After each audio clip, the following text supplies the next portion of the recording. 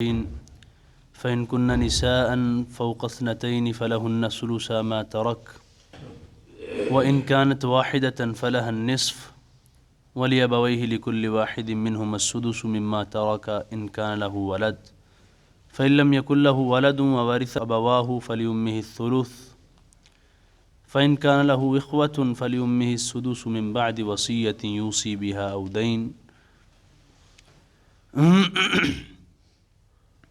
اللہ تمہیں وصیت کرتا ہے، نصیحت کرتا ہے تمہاری اولاد کے بارے میں۔ للذکر مثل حظ الانثیین، دو عورتوں کے برابر ایک مرد کا حصہ ہے۔ فإن كن نساء فوق اثنتين فلهن ثلث ما ترک، اور اگر دو یا دو سے زیادہ بیٹیاں ہوں تو ان کے لیے 2/3 حصہ ہے۔ وَإِن كَانَتْ وَاحِدَةً فَلَهَا النِّصْفُ، اور اگر بیٹی صرف ایک ہو تو اس کے لیے نصف ہے، آدھا حصہ۔ وَلِأَبَوَيْهِ لِكُلِّ وَاحِدٍ مِّنْهُمَا السُّدُسُ مِمَّا تَرَكَ إِن كَانَ لَهُ وَلَد، اور والدین میں سے ہر ایک کے لیے چھٹا حصہ ہے جو اس نے چھوڑا ہے، مما تَرَكَ إِن كَانَ لَهُ وَلَد، اگر اولاد ہو تو۔ فإن لم يكن له ولد، اگر اولاد نہ ہو، ووارثه أبواه، تو اس کے وارث اس کے والدین بنیں گے۔ فلأمه الثلث، اس کی والدہ کا تیسرا حصہ ہے۔ فإن كان له إخوة، اگر میت کے بھائی ہیں، فلأمه السدس، تو اس کی والدہ کا چھٹا حصہ ہے۔ من بعد وصیۃ یوصی بها أو دین، وصیت کرنے کے بعد یا قرض کی ادائیگی کے بعد۔ یہ سورہ نساء کی آیت نمبر 11 اور 12 اور اسی صورت کی جو آخری آیت ہے، یہ اصول وراثت میں ان کو بیان کیا جاتا ہے کہ یہ اصول وراثت ہیں۔ رسول اللہ صلی اللہ علیہ وآلہ وسلم عیادت کرنے کے لیے جاتے ہیں۔ حضرت جابر بن عبداللہ رضی اللہ تعالی عنہ بیمار تھے، تو بیماری کی حالت میں انہوں نے پوچھا کہ یا رسول اللہ صلی اللہ علیہ وآلہ وسلم، میرا کوئی پتہ نہیں کب میں اللہ کے پاس چلا جاؤں، میرا جو مال ہے، جائیداد ہے، اس کے بارے میں آپ ارشاد فرما دیجئے۔ تو آپ علیہ السلام خاموش ہو گئے۔ تو پھر یہ آیات نازل ہوئی۔ ایک تو حدیث یہ ہے اس کے شان نزول کے بارے میں، اور دوسری حدیث سعد بن ربیع رضی اللہ تعالی عنہ غزوہ احد میں شہید ہو گئے تھے۔ تو جب وہ شہید ہوئے تو ان کی جائیداد، ان کا مال، ان کی وراثت جو ہے وہ ساری کی ساری ان کے چھوٹے بھائی نے اپنے پاس رکھ لی، جبکہ ان کی 2 بیٹیاں تھیں۔ تو وہ ان کی والدہ یعنی حضرت سعد بن ربیع رضی اللہ تعالی عنہ، ان کی بیوی، ان کی زوجہ، وہ رسول اللہ صلی اللہ علیہ وسلم کے پاس تشریف لائیں، فرمانے لگیں یا رسول اللہ صلی اللہ علیہ وسلم، سعد بن ربیع جو ہیں وہ غزوہ احد میں شہید ہو گئے، ان کی 2 بیٹیاں ہیں۔ تو ان کے چھوٹے بھائی نے، حضرت سعد بن ربیع رضی اللہ تعالیٰ، ان کے چھوٹے بھائی نے ساری کی ساری جائیداد، وراثت، مال جو ہے نا وہ اپنے پاس رکھ لیا ہے۔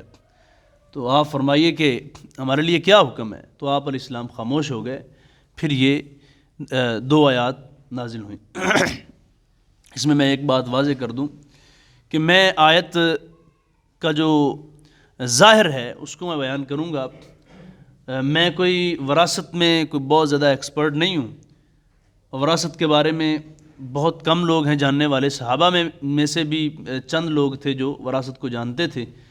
تو میں صرف آیت کا ظاہر بیان کروں گا، ادروائز وراثت پر تو کئی کتابیں لکھی جا چکی ہیں اور میں یہ سمجھتا ہوں کہ میرے پاس اس کا علم نہیں ہے۔ یوصیکم اللہ فی اولادکم للذکر مثل حظ الانثیین، 2 بیٹیوں کے برابر ایک بیٹے کا حصہ ہے۔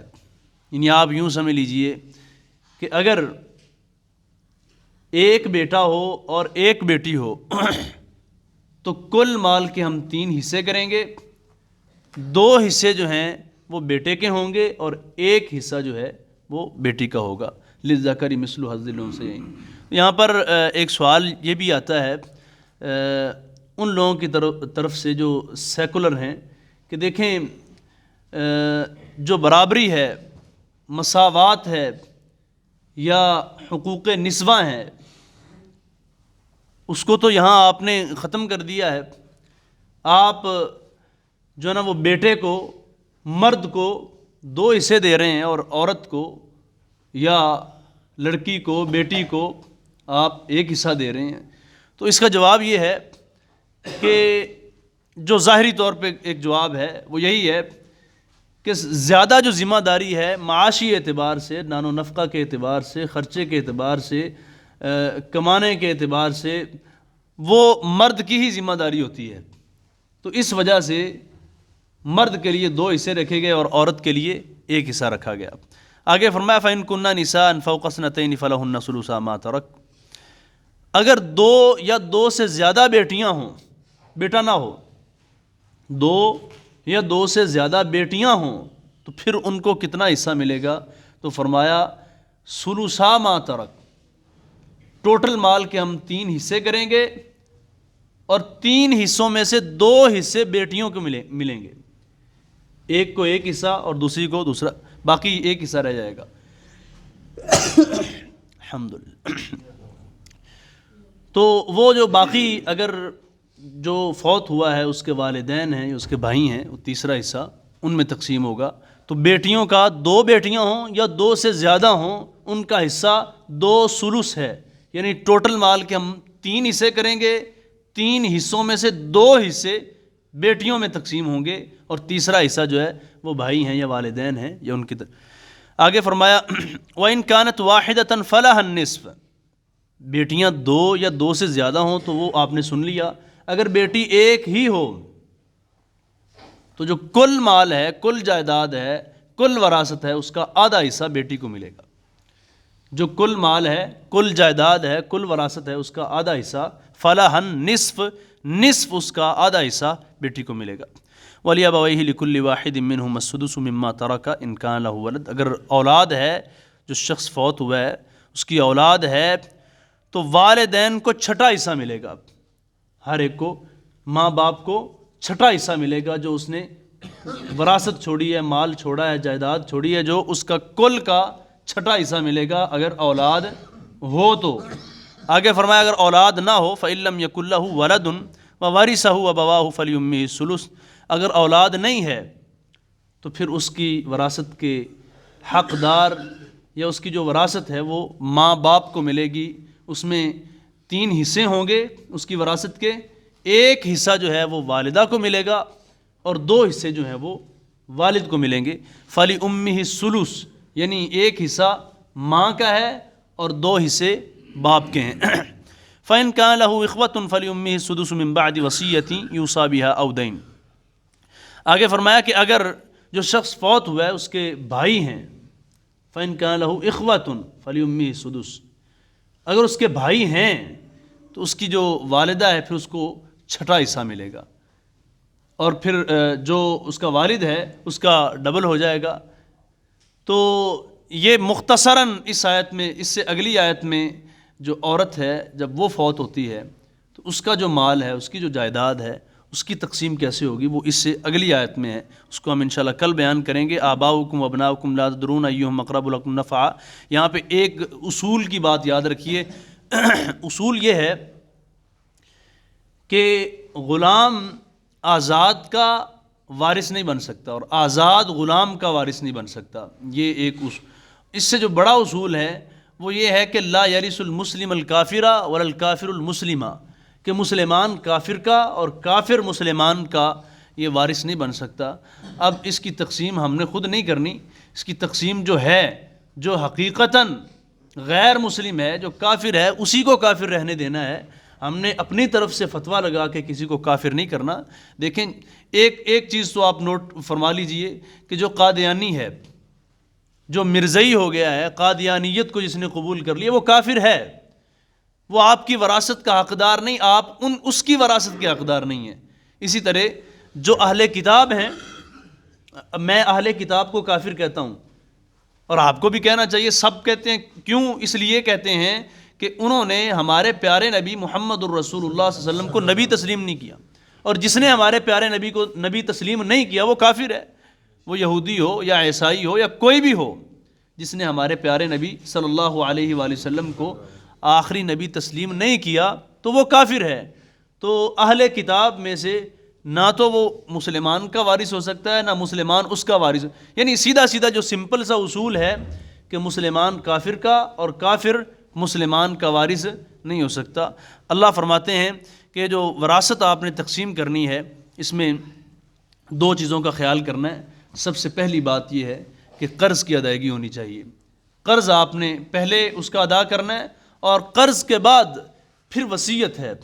وصیت جو ہے سب سے زیادہ اللہ خالق و مالک کے لیے جو اس نے وصیت کی ہے، مثلا اس نے یہ کہا کہ میری طرف سے حج کر دینا، اس پہ حج فرض تھا، حج اس نے نہیں کیا، تو یہ اس کی وصیت جو ہے اس پہ عمل کرتے ہوئے حج کیا جائے گا اس کے مال سے، یا اس نے جو اس کے لیے بھی ایک خاص حصہ ہے، تہائی حصہ جو ہے نا، اس میں سے وہ وصیت کر سکتا ہے۔ وہ کہہ دیتا ہے کہ میری طرف سے آپ یہ مسجد بنوا دینا، یا کوئی نیکیہ کام، کوئی اس طرح کی وصیت۔ پہلے قرض ہے، پھر اس کی وصیت ہے، پھر اس کے بعد جو ہے نا وہ جائیداد وراثت کی تقسیم ہے۔ اللہ تعالیٰ سے دعا ہے اللہ تعالیٰ ہم سب کو دین حق کی سمجھ عطا فرمائے۔ وما علیہ الا البلاغ۔ اچھا جی، بسم اللہ الرحمن الرحیم، الحمد للہ رب العالمین، الرحمن الرحیم، مالک یوم الدین، ایاک نعبد و ایاک نستعین، اہدنا الصراط المستقیم، صراط الذین انعمت علیہم غیر المغضوب علیہم ولا الضالین، آمین۔ اللہم صل علی محمد وعلی آل محمد كما صليت على إبراهيم وعلى آل إبراهيم إنك حميد مجيد. اللهم بارك على محمد وعلى آل محمد كما باركت على إبراهيم وعلى آل إبراهيم إنك حميد مجيد. ربنا آتنا في الدنيا حسنة وفي الآخرة حسنة وقنا عذاب النار. ربنا ظلمنا أنفسنا وإن لم تغفر لنا وترحمنا لنكونن من الخاسرين. ربنا اغفر لنا ولإخواننا الذين سبقونا بالإيمان ولا تجعل في قلوبنا غلا للذين آمنوا ربنا إنك رؤوف رحيم.